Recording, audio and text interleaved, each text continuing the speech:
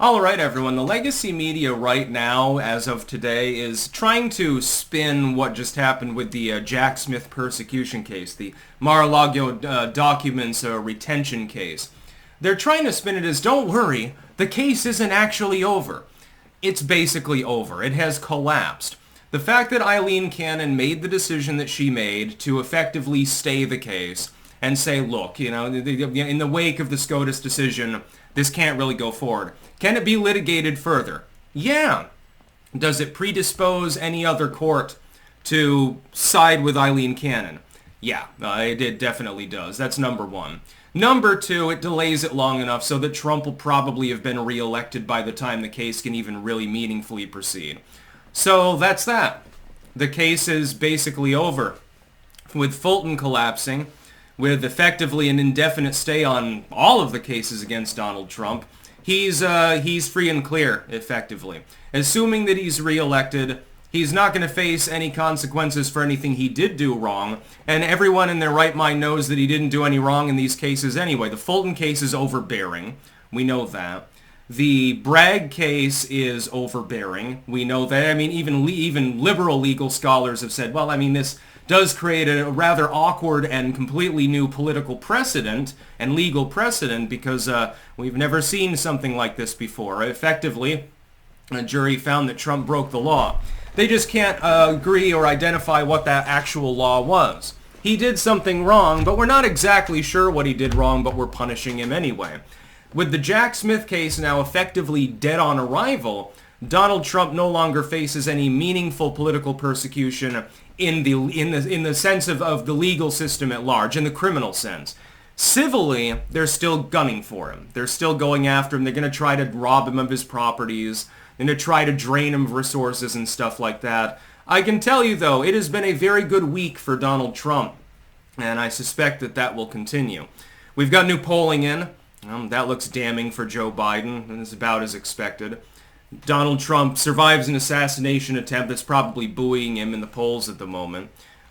He's beating all the legal persecution.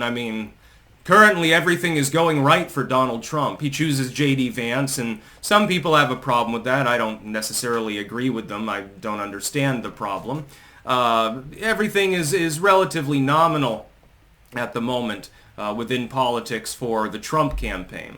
With Jack Smith's case collapsing, it probably gets shelved quietly. They have to back down. So, it was kind of predictable to begin with because, what crime did Donald Trump commit? He was fully cooperative with the National Archives anyway. So, what's the fucking problem? You asked him to install extra security. He did that.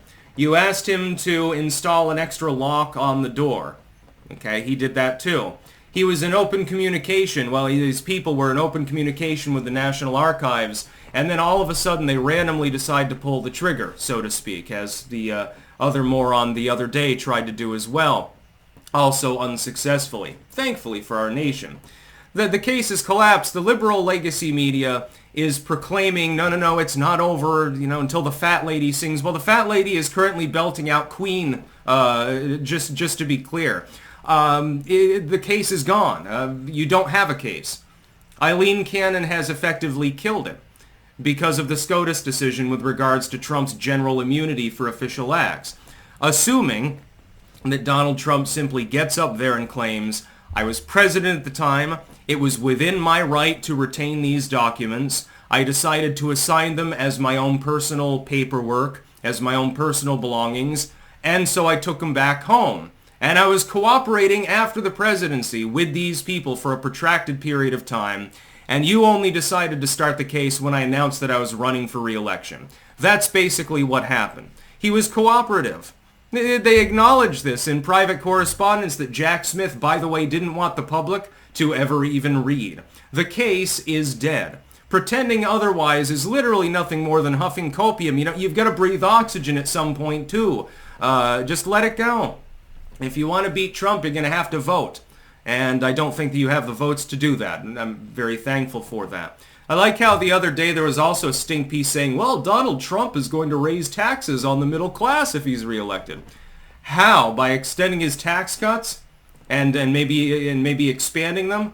I mean, these people are full of shit. Everything that I'm reading right now is nothing but a wall of propaganda. And copium. Lots and lots of copium.